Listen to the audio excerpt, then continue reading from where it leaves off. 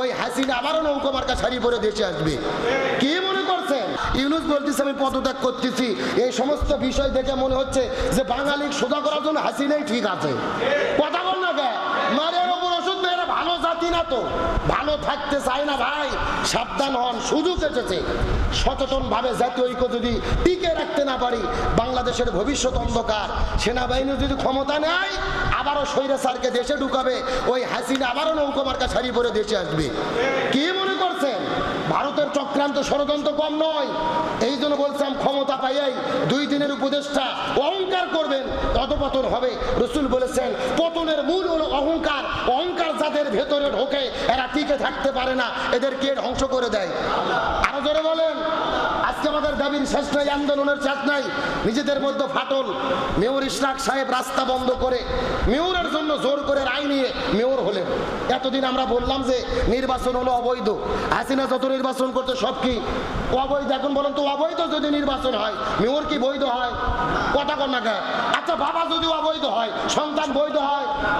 যার মেয়াদ শেষ, ইশরাকের প্রতি মানুষের ভালোবাসা ছিল, আপনি জাতির অংশগ্রহণে ভালোবাসা অর্জন করেছিলেন, ভোট হলে এমনি মেয়র হতে পারতেন।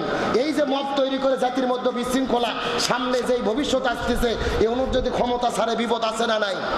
জোরে বলেন না কেন? যেই আসিফ মাহমুদ যারা নেতৃত্ব দিয়ে ক্ষমতা স্বাধীনতা নিয়ে আসলেন, আজকে তাদের ছবি বানাইয়া গলার মধ্যে জুতোর মালা দিয়ে জুতো মারা হচ্ছে। জাতি হিসেবে বড়ই অকৃতজ্ঞ। আমরা কৃতজ্ঞতা করতে পারি নাই। যাদের মাধ্যমে স্বাধীনতা পাইলাম তাদেরকে গলায় মালা দিচ্ছি। ভালো করে জেনে রাখেন, যেই জাতি বীরকে সম্মান করে না ওই দেশে নতুন করে বীরের জন্ম হয় না। যেই জাতি আলেমকে সম্মান করে না ওই দেশে নতুন করে আলেমের জন্ম হয় না। যেই দেশে শহীদদের সম্মান করা হয় না ওই দেশে নতুন করে কেউ শহীদ হতে চায় না। সুতরাং ভেদাভেদ ভুলে যান, জাতীয় ঐক্য ঠিক রাখেন। দেশের জন্য, ইসলামের জন্য এক থাকার দরকার আছে না নাই? আর যদি অহংকার করেন পতন হতেই হবে। তার কারণ পতন অহংকার করলেই পতন হবে। কার কথা? আরো জোরে বলেন। আমার যে বন্ধুগণ মুসলমান ভাইরা গভীর মনোযোগ। এই জন্য রাসূল বললেন তোমরা 3টা জিনিস থেকে দূরে থাকো। জোরে বলেন কয়টা? 1 নম্বর হলো লোভ, 2 নম্বর হলো হিংসা, আর 3 নম্বর হলো অহংকার। এই 3টা জিনিস মানুষকে ধ্বংস করে দেয়। তার মধ্যে সবচাইতে মারাত্মক জিনিস হলো অহংকার। আপনাদের কথা বললাম, এই জায়গায় কি শেষ? আলেমদের বিরুদ্ধে লক্ষ্য করে দেখেন, এক আলেম আরেক আলেমকে দেখতে পারে না, এক হুজুর আরেক হুজুরকে দেখতে পারে না। বড় মসজিদের ইমাম মনে করে আমি বড়, ওই ছোট মসজিদের ইমামে কি জানে? কথা কর না কা? একজন বড় মসজিদের খতিব বগুড়া শহরে, ও চিন্তা করে সাজাপুর এলাকার ছোট মসজিদের ইমাম, ও কি জানে আমি বড়। অহংকার আছে না নাই? একজন আলেমের মধ্যে অহংকার, একজন বক্তার বিরুদ্ধে অহংকার। বড় বক্তা হয়ে গেছে, ও নিজেকে বড় মনে করে। আর একজনে কি জানে আমি তো সবচাইতে বেশি জানি। এক আলেম আর এক আলেমের বিরুদ্ধে হিংসা করে, এক হুজুর আর এক হুজুরের বিরুদ্ধে হিংসা করে, এক আলেম আর এক আলেমের বিরুদ্ধে অহংকার করে, হিংসা করে। নিজেদের ইলমের ব্যাপারেও অহংকার আছে না নাই? কিন্তু আল্লাহ রাব্বুল আলামিন বলেন তুমি তোমার চেহারার কথা বলো, সম্পদের কথা বলো, ইলমের কথা বলো, কোনো ব্যাপারে অহংকার করা যাবে না। অহংকার থেকে তোমাদের সাবধান হতে হবে। বলকের বাদশা ইব্রাহিম বিন আদম আলাইহিস সালাম, বলকের বাদশা ইব্রাহিম বিন আদম আলাইহিস সালাম একদিন চতুর্দিকে সফর করার পরে হঠাৎ করে তিনি ঘরের মধ্যে চলে গেলেন। বাড়ির মধ্যে যাওয়ার পরে লক্ষ্য করে দেখে তার বিছানার ভেতরে তার দাসী বিছানার মধ্যে শুয়ে ঘুমায়। সারাদিন ধরে কাজ কাম করে বড় ক্লান্ত হয়ে গেছেন, বাদশার বিছানার মধ্যে ঘুমায় পড়েছে। ইব্রাহিম বিন আদম মনে মনে চিন্তা করলেন আমি হলাম রাজ্যের বাদশা, আমার বিছানার ভেতরে এই যে একটা দাসী, সে হলো নিম্নমানের মানুষ, এ কেন কিভাবে আমার বিছানার মধ্যে শুয়ে পড়লো? সহ্য করা যাবে না। বলকের বাদশা হাতের মধ্যে চাবুক নিয়ে ওই দাসীটাকে পিটানো শুরু করলেন। মারতে মারতে দাসীটা রক্তাক্ত হয়ে গেছে। ওই দাসীটা রক্তাক্ত হয়ে যাওয়ার পরে কিছুক্ষণ পরে হাউমাউ করে কান্না করা শুরু করলেন। কান্না করতে করতে আবার কিছুক্ষণ পরে মুস্কি মুস্কি হাসা শুরু করলেন, হঠাৎ করে অট্ট হাসি দেওয়া শুরু করলেন। বলকের বাদশা ইব্রাহিম বিন আদম আলাইহিস সালাম দাসীটাকে ডাকতে বলে, দাসী রে, আমি তোমাকে পিটাইছি, আমি তোমাকে কষ্ট দিয়েছি, এই জন্য তুমি কান্না করলে, কান্নার কারণটা বুঝতে পারলাম, কিন্তু হঠাৎ করে তুমি কেন হাসাহাসি করলে, হাসার কারণটা তো বুঝতে পারলাম না। দাসীটা ডাকতে বলে, ইব্রাহিম বিন আদম, আমার কান্না করার কারণ তুমি বুঝেছো, আমার শরীরে তুমি আঘাত করেছো, আমি কষ্ট পেয়ে হাউমাউ করে কান্না করেছি, কিন্তু হাসার কারণটা তুমি বুঝতে পারো নাই। আমার হাসার কারণ হলো এই যে তুমি বিছানাটা বানিয়েছো, এত সুন্দর বিছানা, আমি নিজেই বিছানাটা সুন্দর করে সাজগোজ করি, তুমি দূর থেকে এসে একদিন আমাকে তোমার বিছানায় শোয়া দেখার পরে তুমি এত রাগান্বিত হলে, তুমি আমাকে ধরে পিটাইলে, প্রহার করলে। আমি মনে মনে হাসলাম, এই কারণে আল্লাহ তাআলা এই বিছানাটা তোমাকে দান করেছেন, এই রাজ্যটা তোমাকে দান করে দিয়েছেন মাত্র কয়েক মিনিটের জন্য। আমি শোয়ার কারণে যদি আমার শাস্তি হয়, যে আল্লাহ তাআলা এই রাজত্ব তোমাকে দান করলেন, এই বিছানাটা তোমাকে দান করলেন, ওই আল্লাহর যদি তুমি আনুগত্য না করো, আল্লাহর দাসত্ব না করো, আল্লাহর গোলামি না করো, আল্লাহর হুকুম আকাম মেনে না চলো, আমি তো লক্ষ্য করে দেখি আল্লাহর হুকুম মানো না, নামাজ পড়ো না, মানুষের সঙ্গে ভালো ব্যবহার করো না, তুমি আমাকে মেরেছো, এই জন্য আমি কষ্ট পেয়ে কান্না করেছি। তবে আমার হাসার কারণ হলো আমি মনে মনে বিশ্বাস করে নিয়েছি, এই রাজত্ব পাওয়ার পরে তুমি আল্লাহর গোলামি করো নি, আল্লাহর শুকরিয়া আদায় করো নাই, এর চাইতে বেশি কষ্ট ওই হাসরের ময়দানে আল্লাহ তোমার জন্য রেডি করে রেখেছে। মাত্র তো একটা বিছানায় আমি কয়েক মিনিট শুয়েছি, তোমার অহংকার, আমার এত সুন্দর বিছানা কেমনে শুয়ে পড়লে? আর তুমি যে এত বড় রাজত্ব গ্রহণ করেছো, আল্লাহর নাফরমানি করো, আল্লাহর হুকুম মানো না, আল্লাহর দাসত্ব করো না, আল্লাহর গোলামি করো না, এর চাইতে বেশি কষ্ট কে রেডি করে রেখেছেন? আরো জোরে বলেন। আমার বন্ধুগণ, মুসলমান ভাইরা, গভীর মনোযোগ। এই কথা শোনার পরে ইব্রাহিম বিন আদমের চোখটা খুলে গেল, তার দেহটা খুলে গেলেন, তার মনটা খুলে গেলেন, বড় টেনশনের মধ্যে পড়ে গেলেন। কান্না করতে করতে পরের দিন রাতের বেলা হঠাৎ করে তিনি ঘুমের মধ্যে চলে গেছেন। ঘুম পাড়তে পারতে লক্ষ্য করে দেখেন তার বাসার ছাদের ওপরে কে যেন ঘুরে বেড়ায়, কে যেন তার ছাদের ওপর দিয়ে দৌড়াদৌড়ি করে। ইব্রাহিম বিন আদম আলাইহিস সালাম নিজ থেকে চিৎকার করে বলে, ছাদের উপরে কে ঘুরে বেড়ায়? উপর থেকে সাউন্ড আসে, ইব্রাহিম বিন আদম, আমি হলাম রাখাল, ছাদের উপরে আমার মেষ আর দুম্বা ভেড়াগুলো খোঁজাখুঁজি করতেছি। ইব্রাহিম বিন আদম বলে, তুমি কি পাগল হলো নাকি? ছাদের উপরে কোথায় তুমি ছাগল আর ভেড়া পাইবে? কোথায় তুমি মেষ পাবে, দুম্বা পাবে? পাওয়া সম্ভব নয়। রাখাল ডাকতে বলে, এই ইব্রাহিম বিন আদম, ছাদের উপরে ঘোরাফেরা করে যদি আমি মেষ আর দুম্বা গুলো খুঁজে না পাই, তুমি ঘরের মধ্যে বসে থেকে আল্লাহকে কেমনে খুঁজে পাবে? চিৎকার করে বলেন আল্লাহু আকবার। আমি ছাদের উপরে ঘুরে যদি ভেড়া আর ছাগল খুঁজে না পাই, তুমি ঘরের মধ্যে বসে থেকে কিভাবে তুমি আল্লাহকে খুঁজে পাবে? আমার বন্ধুগণ, মুসলমান ভাইরা, গভীর মনোযোগ। এই জন্য নিজেরা যতটুকু জানি তারপরও আর একজনকে মানি। আপনি ইলমের জন্য অহংকার করতে পারবেন না, সম্পদের জন্য অহংকার করতে পারবেন না। হযরত হাসান বসরি রহমতুল্লাহ আলাইহি এলাকার মানুষের মধ্যে বসবাস করেন। একটা মা দৌড়ে এসে হাসান বসরির কাছে এসে বলেন, হুজুর, আপনার কাছে এসে হাত জোর করে বলতে চাই, আমার সন্তান মদ পান করে, যে আল্লাহ তাআলা মদকে হারাম করে দিয়েছে, ইন্নামাল খামরু ওয়াল মাইসির ওয়াল আনসাব ওয়াল আজলাম রিজসুম মিন আমালিশ শাইতান। আল্লাহ তাআলা কোরআনের মধ্যে মদ, জুয়া, নেশা দ্রব্যকে হারাম করে দিয়েছে। আমার সন্তানকে বারবার চেষ্টা করি, কিন্তু মদ, জুয়া থেকে কখনোই সরাইতে পারি না।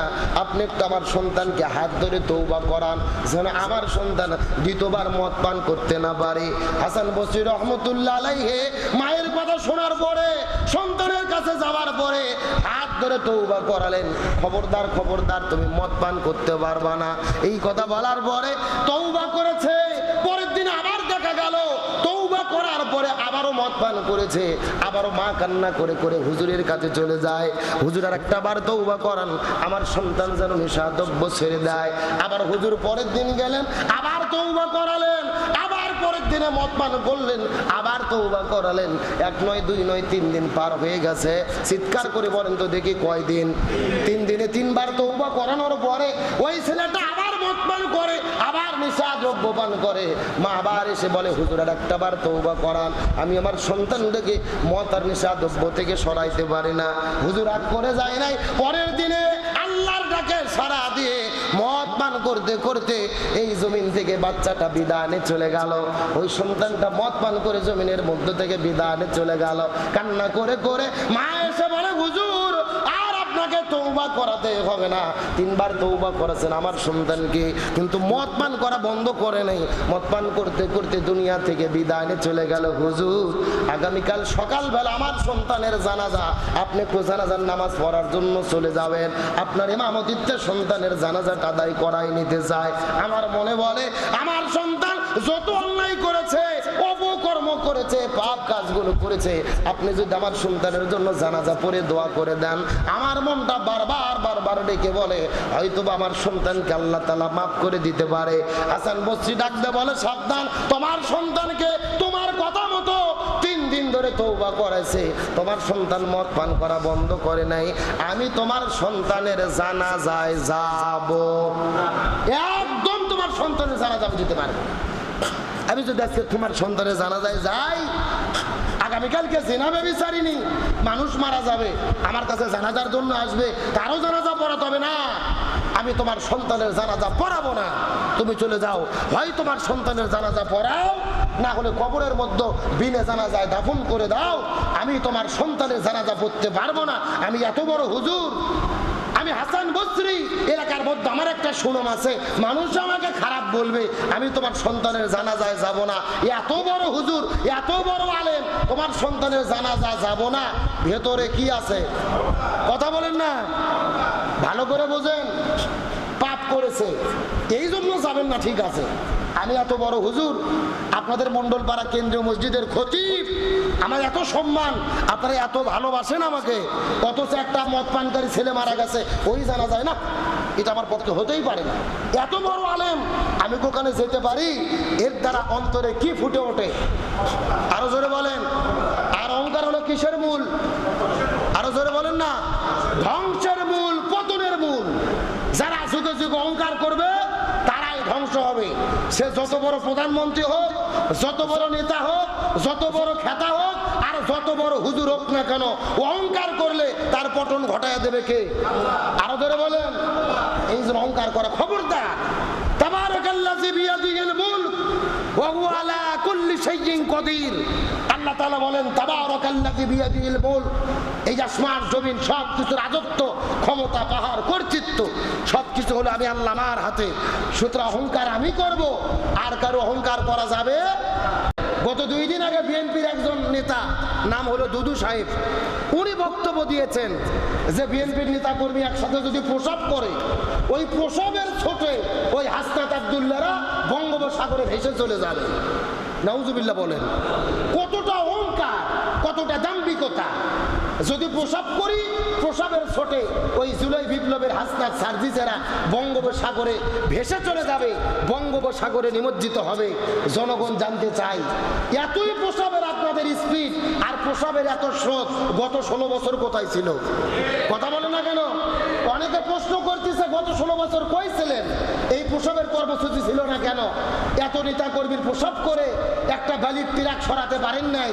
আজকে অহংকার করে, দাম্ভিকতা করে, যাদের মাধ্যমে জুলাইয়ের বিপ্লব পাইলাম, যাদের মাধ্যমে স্বাধীনতা পাইলাম, আজকে তাদেরকে প্রসব করে বঙ্গোপসাগরে ভেসে দিতে চাচ্ছেন।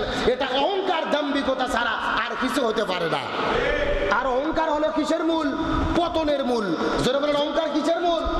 এই যে রাসূল বলেন, সাবধান, অহংকার করো না। আল্লাহ বলতেছেন অহংকার হলো আমার চাদর, এই চাদর নিয়ে তোমরা টানাটানি করো না। এই জন্য এমন বক্তব্য দিবেন না যেই বক্তব্যের দ্বারা মানুষের হাসি ঠাট্টা তামাশা করে, টোল করার সুযোগ পায়। অনেকে তো সোশ্যাল মিডিয়া গবেষণা করতেছে, ঢাকা থেকে বঙ্গোপসাগর হলো 250 কিলো। এখন 250 কিলো যদি প্রসবের স্রোত যেতে হয়, কত লিটার প্রসাব লাগবে, স্রোত কেমন হবে, এইগুলো নিয়ে হাসি ঠাট্টা তামাশা চলতেছে। এগুলো কি সম্মানের নাকি অপমানের? তাহলে এই জন্য মুখের একটা, জবানের একটা কথা এমন কথা বলা উচিত নয় যাদের হাসি ঠাট্টা তামাশা হয়। এই জন্য রসুল বলেন যারা দুইটা জিনিসের গ্যারান্টি দিতে পারবে, আমি রসুল বলে দিলাম, আমি নবী তাদের জান্নাতের গ্যারান্টি দিয়ে দিলাম। সুবহানাল্লাহ বলেন। কয়টা জিনিস? একটা হলো দুই পায়ের মধ্যবর্তী জায়গা লজ্জাস্থান, যে লজ্জাস্থান দিয়ে জিনা ব্যভিচার করবে না, এটা হলো এক নম্বর। আর দুই নম্বর হলো দুই সোয়ারের মধ্যবর্তী, দুই গালের মধ্যবর্তী জায়গা জিহ্বা। রসুল বলেন যারা জিহ্বা এবং তাদের লজ্জাস্থানের হেফাজতের গ্যারান্টি দিতে পারবে, আমি নবী তাদের জান্নাতের গ্যারান্টি দিয়ে দিলাম। আরো জোরে বলেন না। সুতরাং আল্লাহ মুখ দিয়েছে, জবান দিয়েছে। আগে দিন খারাপ ছিল, এখন একটু ভালো। যা খুশি তাই বলবেন। আমরা জাতি হিসেবে বড়ই অকৃতজ্ঞ। যাদের ওসিলায়, যাদের মাধ্যমে স্বাধীনতা পাইলাম, আজকে তাদের বিরুদ্ধে আমরা যুদ্ধে লিপ্ত হচ্ছি। কথা কর না গা। এই জন্য আমাদের দেশে একটা কথা আছে, কারো ছিলেই ফিন্নি খাইলা মোল্লা চিল্লা না। কথা কর না গা। আমরা তো বের হতে পারিনি, কথা বলতে পারিনি, এখন একটু সুযোগ এসেছে, যা খুশি তাই বলতেছি। যাদের দ্বারা স্বাধীনতা পাইলাম তাদের পোশাক করে ভেসে দিচ্ছি। এটা কখনো দায়িত্বশীল সিনিয়র ব্যক্তির কথা হতে পারে? আর পাবনার গড়িয়ার একটা নেতা আমার বলেছেন যে বাংলাদেশে মসজিদ মাদ্রাসাগুলোতে যে আলেমগুলো আছে, জামাত ইসলাম যারা করে, জামাতের কোনো হুজুরকে আজান দিতে দেব না, জামাতের কোনো হুজুরকে নামাজ পড়তে দেব না।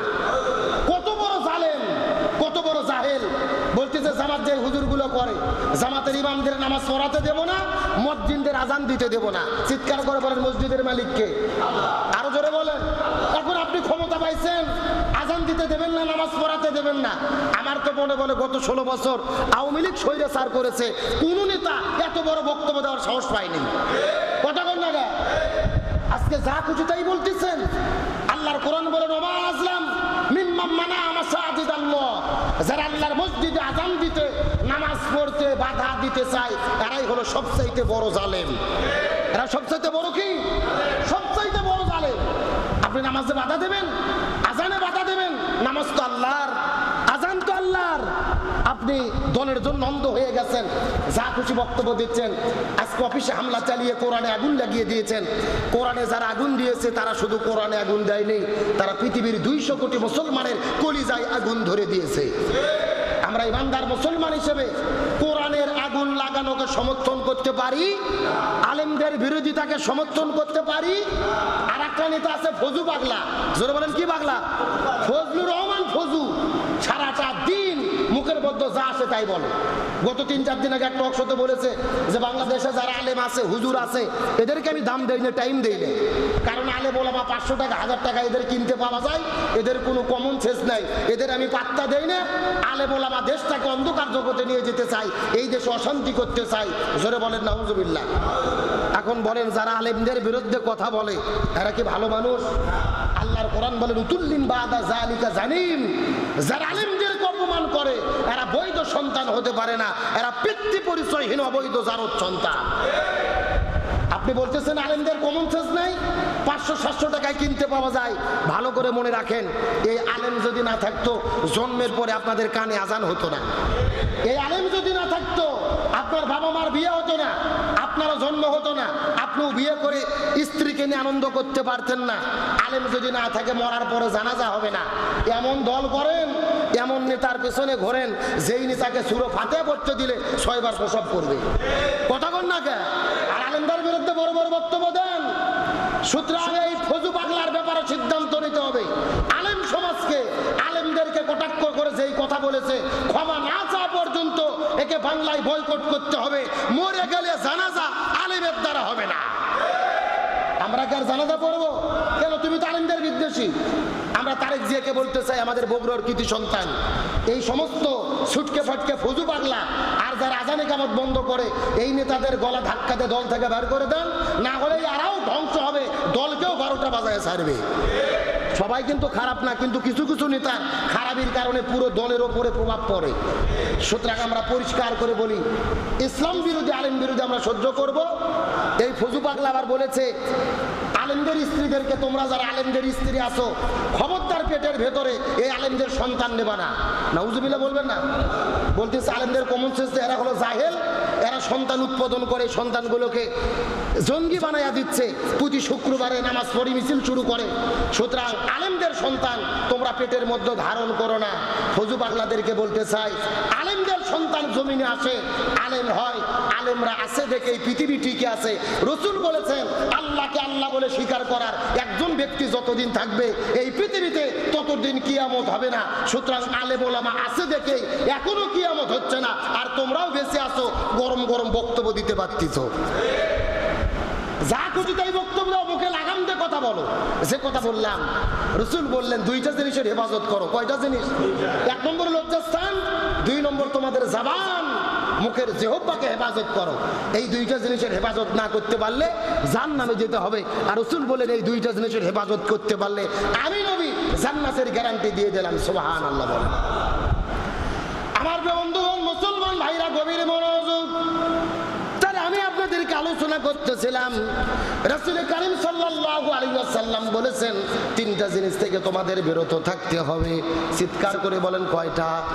1 নম্বর হলো লোভ, 2 নম্বর হলো হিংসা, আর 3 নম্বর হলো অহংকার। অহংকার করা যাবে না। অহংকার খুবই ভয়াবহ জিনিস। আল্লাহ বলেন অহংকার হলো আমার চাদর, সুতরাং কেউ কোনো অহংকার করতে পারবা না। তিরমিজি শরীফের হাদিসের মধ্যে এসেছেন, তিরমিজি শরীফের 2492 নম্বর হাদিসের মধ্যে এসেছেন, রাসূল কারীম সাল্লাল্লাহু আলাইহি ওয়াসাল্লাম বলেন এই দুনিয়ার মধ্যে যারা অহংকার করবে, অহংকার করে জীবন যাপন করবে, ওই হাসরের ময়দানে এই অহংকারকারী ব্যক্তিদেরকে আল্লাহ তাআলা পিঁপড়ার মতো বানায়া হাসরে উত্তোলিত করবেন। নাউজুবিল্লাহ বলেন। এই দুনিয়ার মধ্যে যারা অহংকার করবেন, আল্লাহ হাসরের ময়দানে তাদেরকে কি বানায়া উঠাবে? আরো জোরে বলেন।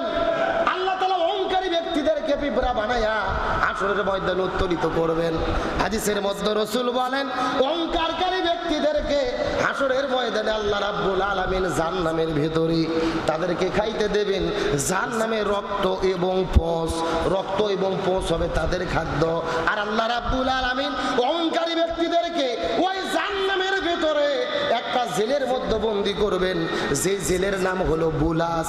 এই বুলাস নামক জেলখানার ভেতরে, ওই জাহান্নামের ভেতরে আল্লাহ তাআলা অহংকারী ব্যক্তিদেরকে আবদ্ধ করে ফেলবে। আর অহংকারী ব্যক্তিদেরকে আল্লাহ তাআলা পিঁপড়ার মতো মোড়ায়া একত্রিত করে পোষা রক্তগুলোকে খেতে দেবে। হাদিসের মধ্যে রাসূল বর্ণনা করে বলে এই অহংকারী ব্যক্তিদেরকে আল্লাহ রাব্বুল আলামিন যখন হাসরের ময়দানে বিচার করবে, আল্লাহ তাআলা বড় রাগান্বিত হয়ে তাদের দিকে তাকাবে। এখন আপনাদের জিজ্ঞাসা করি, বলেন তো আল্লাহ যদি হাসরের ময়দানে কারো উপরে রাগান্বিত হয়ে যায়, এদের অবস্থা ভালো নাকি খারাপ? আরো জোরে বলেন। তার মানে বোঝা গেল এই দুনিয়ার ভেতরে কে কত টাকার মালিক হয়েছেন, কার কত জমি হয়েছে, কে কত কোটিপতি হয়েছেন, কয়টা গাড়ির মালিক হয়েছেন, আল্লাহ কেমন সম্মান দিয়েছে, কেমন চেয়ার আল্লাহ তাআলা দান করেছে। খবরদার খবরদার খবরদার, যে যেইভাবে সম্মানিত হন না কেন অহংকার করা যাবে। এই সেনাবাহিনী চুপ্পুকে সরাতে দেয়নি, সংবিধানকে সংশোধন করতে দেয়নি, জুলাই ডিক্লারেশন কায়েম করতে দেয়নি। তার মানে বোঝা যায় এদের জন্যই জুলাইয়ের বিপ্লব সফল হয়নি। সেনাবাহিনীর প্রধানকে বলতে চাই, আপনাদের প্রতি আমাদের ভালোবাসা আন্তরিকতা আছে, তবে জনগণের বিরুদ্ধে দাঁড়াবেন না। জনগণ গাদ্দারকে কখনো ক্ষমা করে না। আদালতে না দিয়ে নিরাপদে ছেড়ে দিয়ে দেশ থেকে বের করে দিয়েছেন। আদালতে দিলে আপনারা হিরো হতে পারতেন। যেহেতু নিরাপত্তা দিয়ে স্বৈরাচারকে মুক্ত করেছেন, আপনারা হিরো নয়, জাতির কাছে ভিলেন হিসেবে পরিচিত লাভ করবেন। তার মানে পিনাকি দাদার ইলিয়াস ভাই কনক সারওয়ার এতদিন তারা যা যা বলেছে বাস্তবে দেখা যাচ্ছে সবই সত্য হচ্ছে। কথা কর না গা। গতকালকে বাংলাদেশের সেনাবাহিনী লিস্ট প্রকাশ করেছে। 626 জন বড় বড় এমপি, মন্ত্রী, নেতা খেতা, এসি, ডিসি, এসপি, এই প্রশাসনের লোকগুলো স্বৈরাচার আওয়ামী লীগের দোসরগুলো ক্যান্টনমেন্টে গিয়ে আশ্রয় চেয়েছিল। আমাদের বগুড়ার এমপি রিপু সাহেব, তানসন সাহেব, তারাও গিয়েছিল ক্যান্টনমেন্টে নিরাপত্তা নিতে। গতকালকে সেনাবাহিনী লিস্টটা প্রকাশ করেছে। তার মানে পিনাকি দাদার ইলিয়াস ভাই কনক সারওয়ার এতদিন তারা যা যা বলেছে বাস্তবে দেখা যাচ্ছে সবই সত্য হচ্ছে। কথা বল না গা। তবে সেনাবাহিনীকে বলতে চাই, আপনারা লিস্টে দিলেন 626 জনের আওয়ামী লীগের লোককে আপনারা আশ্রয় দিয়েছেন। আমার প্রশ্ন, আশ্রয় দেন, তাদের হত্যা করা হতো এই ভয়ে আশ্রয় দিয়েছেন ভালো, কিন্তু তাদেরকে আপনারা আদালতে দিতে পারতেন। আদালতে না দিয়ে নিরাপদে ছেড়ে দিয়ে দেশ থেকে বের করে দিয়েছেন। আদালতে দিলে আপনারা হিরো হতে পারতেন। যেহেতু নিরাপত্তা দিয়ে স্বৈরাচারকে মুক্ত করেছেন, আপনারা হিরো নয়, জাতির কাছে ভিলেন হিসেবে পরিচিত লাভ করবেন।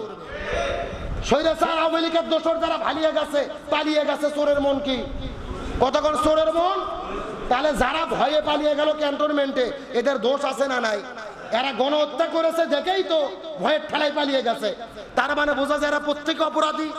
এদেরকে তো আদালতে দিতে পারতেন বিচারের জন্য, মাত্র 2-4 জনকে দিয়ে বাকিগুলোকে ছেড়ে দিয়েছেন। এটা জাতি আশা করেনি। এটাই হলো অভ্যুত্থানের সঙ্গে সবচাইতে বড় গাদ্দারি। এই সেনাবাহিনী চুপ্পুকে সরাতে দেয়নি, সংবিধানকে সংশোধন করতে দেয়নি, জুলাই ডিক্লারেশন কায়েম করতে দেয়নি। তার মানে বোঝা যায় এদের জন্যই জুলাইয়ের বিপ্লব সফল হয়নি। সেনাবাহিনীর প্রধানকে বলতে চাই, আপনাদের প্রতি আমাদের ভালোবাসা আন্তরিকতা আছে, তবে জনগণের বিরুদ্ধে দাঁড়াবেন না। জনগণ গাদ্দারকে কখনো ক্ষমা করে না। আজকে আপনি বলতেছেন তারা জনগণের পাশে দাঁড়িয়েছে, ভালো, 5 তারিখে পাশে দাঁড়িয়েছে, এই জন্য সেলুট দেই। কিন্তু 5 তারিখের আগেও সকাল 10টা পর্যন্ত 4 তারিখ 3 তারিখে জনগণকে ডাইরেক্ট গুলি করেছে। ভিডিও আছে না নাই? জাতিসংঘ রিপোর্ট বলেছে সেনাবাহিনী ডাইরেক্ট গুলি করেছে। 66% সেনাবাহিনীর গুলি ব্যবহার করে মানুষদেরকে হত্যা করা হয়েছে। এর জন্য কি ক্ষমা চাইছে? তার মানে বোঝা যায় ওই যে স্বৈরাচার হাসিনা ভারতে আর নরেন্দ্র মোদী বসে আছে, ওদের ইশারায় এরা স্বৈরাচারকে দেশে ঢুকাইয়া আবারও তাদের সেফটি নিরাপত্তা দিতে চায়। এটা জাতি কখনো মানবে? আমি বলতে চাচ্ছিলাম অহংকার পতনের মূল। যারা 16 বছর দাপুটের সঙ্গে বাঘের মতো সিংহের মতো ঘুরেছে, তারাও ঠেলাত করে সেনাবাহিনীর ক্যাম্পে যাইয়া জায়গা গ্রহণ করছে। তার মানে অহংকার করা যাবে। আজ ক্ষমতা আছে, কাল নাই। আজকে ক্ষমতার চেয়ারে বসে আছেন, আবার কালকে প্রয়োজনে লুঙ্গি খুলেও পালানো লাগতে পারে। এই জন্য ক্ষমতার অহংকার করা যাবে না। হাসান বসরি বললেন, আমি এত বড় হুজুর, আমি তো আর সন্তানের জানাজাতে যাব না। আমার প্রিয় বন্ধুগণ, মুসলমান ভাইরা গভীর মনোযোগ। হাসান বসরি রহমতুল্লাহ আলাইহির কথা শোনার পরে মসজিদের ইমাম যখন বলেছে আমরা ছোট্ট সন্তানের জানাজাটা পড়তে যাব না, এ মদ পান করেছে, নিশাদ্রব্য পান করেছে, আল্লাহদ্রোহী কাজ করেছে, ইমাম যখন বলেছে তোমার সন্তানের জানাজায় যাব না, এই কথা শোনার সঙ্গে সঙ্গে মুসল্লিরাও বলে হুজুর আপনি যদি জানাজায় না যান আমরাও জানাজায় যাব। ইমাম যদি জানাজায় না যায়, মুসল্লিরা জানাজায় কেন যাবে? মনে মনে চিন্তা করেছে হুজুর যদি না যায় আমাদেরও যাওয়া ঠিক হবে। কিন্তু হাসান বসরি রহমতুল্লাহ আলাইহি এই কথা বলার পরে সমস্ত মুসল্লিদেরকে বাড়ির মধ্যে ফিরাই দিলেন। এশার নামাজ পড়ার পরে বাড়িতে ফিরে যাওয়ার পরে পরের দিন সকালবেলা সকাল 10টার দিকে যখন জানাজা হবে, লক্ষ্য করে দেখা গেল যত মানুষ জানাজা পড়তে গেছে সমস্ত মানুষের সামনে হাসান বসরি রহমতুল্লাহ আলাইহি দাঁড়িয়ে গেছে। চতুর্দিক থেকে মুসল্লিগুলো দৌড়ানো শুরু করলেন। হাসান বসরি কাছার পরে ডাকতে বলে, হাসান বসরি হুজুর আপনি বললেন এই জানাজায় আপনি নামাজ পড়াবেন না, নামাজের মধ্যে আসবেন না, আপনি বললেন নামাজ পড়া যাবে না, আপনার জন্য আমরাও তো জানাজার প্রস্তুতি গ্রহণ করি নাই, জানাজার নামাজটা পড়তে আসি নাই, আপনি কেনই বা জানাজার নামাজ পড়ার জন্য আসলেন বলেন তো দেখি।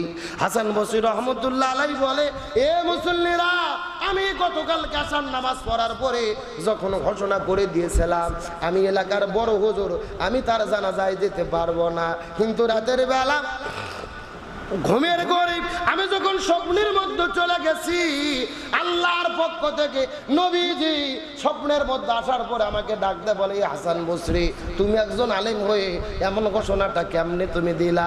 তুমি 3 দিন তওবা করাইছো, ওই লোকটা ওই ছেলেটা মদ পান করা বন্ধ করে নাই, আবারও মদ পান করেছে, কিন্তু তুমি তো জানো না এই সন্তান যখন দুনিয়ার মধ্য থেকে বিদায় এনে চলে যাবে, মালাকুল মউত যখন তার কাছে চলে এসেছিল, মৃত্যুর কিছু সময় আগে মৃত্যুর যন্ত্রণা যখন তার শুরু হয়ে গেল। মদের বোতলটা হাতের মধ্য থেকে ফেলে দেওয়ার পরে তুমি গত 3 দিন ধরে যেই তওবা করাইছিলে ওই তওবার কথা তার মনে পড়ে গেছে। তিনি নিজে নিজে আল্লাহর কাছে ইয়া আইয়ুহাল্লাযীনা আমানু তুবু ইলাল্লাহি তাওবাতান নাসুহা, আল্লাহ তাআলা বলে হে ঈমানদারেরা আল্লাহর কাছে একনিষ্ঠভাবে তোমরা তওবা করো। ওই ছেলেটা মদের বোতল ফেলে দিয়ে মৃত্যুর কিছু সময় আগে নিজে নিজেই আল্লাহর কাছে ফরিয়াদ করে বলেন আল্লাহ এতদিন যা করেছি ভুল করেছি। একে একে 3 দিন ধরে আলেম আমাকে তওবা করাইলো, তারপরে মদ ছাড়তে পারে নাই। ও আল্লাহ আমি মৃত্যুর আগে তোমার কাছে তওবা করে মাফ চাই। আল্লাহ যে বলে যা করেছি ভুল করেছি, ও আল্লাহ তুমি আমাকে মাফ করে দাও। এই কথা বলে ছেলেটা আল্লাহর কাছে কান্না করে করে করে করে করে করে দোয়া করে করে করে করে তওবা পড়েছে। আর আল্লাহ রাব্বুল আলামিন ওই যুবকের মৃত্যুর আগে তওবাটা আল্লাহ তাআলা কবুল করে নিয়েছেন। তার কারণ তওবাটা মৃত্যুর আগ পর্যন্ত খোলা থাকে, তওবার দরজা খোলা থাকে। ওই সন্তানের তওবাটা আল্লাহ তাআলা কবুল করে নিয়েছেন। সুতরাং অন্যায় অবিচার করে মৃত্যুর আগে আল্লাহর কাছে একনিষ্ঠভাবে তওবা করে ছেলেটা বিদায় নিয়ে চলে গেল। আল্লাহ তার উপরে রাজি খুশি হয়ে গেল। আর তুমি হুজুর হয়ে অহংকার করে বড় হুজুর দেখে কেমনে ঘোষণা করলা তার জানাজার নামাজের মধ্যে আমি যেতে পারবো না। এ হাসান বসরি তুমি ফজর নামাজ পড়ার পরে তোমার মসজিদের মুসল্লিদেরকে নিয়ে তুমি জানাজায় হাজির হবে। চিৎকার করে বলেন না সুবহানাল্লাহ, আর জোরে বলেন আল্লাহু আকবার। আপনি মনে মনে অহংকার করেছেন আপনি বড় হুজুর, তার জানাজায় কেমনে যাবেন? অথচ ওই ছেলেটা মৃত্যুর আগে অহংকার ওই মদ পান করা থেকে আল্লাহর কাছে প্রার্থনা করে তিনি তওবা করে ফিরে এসেছে। তওবার বিষয়টা কে দেখেছেন? তওবা কবুল কে করেছেন? এই জন্য সে যতটুকু অন্যায় করেন অপরাধ করেন মৃত্যুর আগে আল্লাহর কাছে মাফ চান। নিজের গুনাহের কথা বড় হুজুরের দরকার নেই, বড় পীরের দরকার নেই, বড় মুফতি মুহাদ্দিসের দরকার নেই। রাতের বেলা একা একা নামাজের সিজদায় বসে নিজের জীবনের যা অন্যায় করেছেন, যা পাপ করেছেন আপনার বাবা মা জানে না, ভাই বোন জানে না, বন্ধু বান্ধব জানে না, পাড়া প্রতিবেশী জানে না। আপনি যেই অন্যায় অপকর্ম করেছেন সব কিছুর হিসাব আছে কার কাছে? আরো জোরে বলেন। আপনি নিজের ভুলের স্বীকৃতি দেন, নিজের গুনাহের স্বীকৃতি দেন, নিজের অপরাধ স্বীকার করে আল্লাহর কাছে একনিষ্ঠভাবে তওবা করেন। কে মাফ করবে? তাহলে বলতেছিলাম মানুষকে কয়টা জিনিস ধ্বংস করে দেয়? আরো জোরে বলেন। 1 নম্বর লোভ, 2 নম্বর হিংসা, 3 নম্বর অহংকার। লোভ, হিংসা, অহংকার, এই 3টা জিনিস মানুষের ভালো আমলগুলোকে বরবাদ করে, নেকিগুলোকে শেষ করে দেয়, গুনাহগুলোকে বাড়াইয়া দেয়।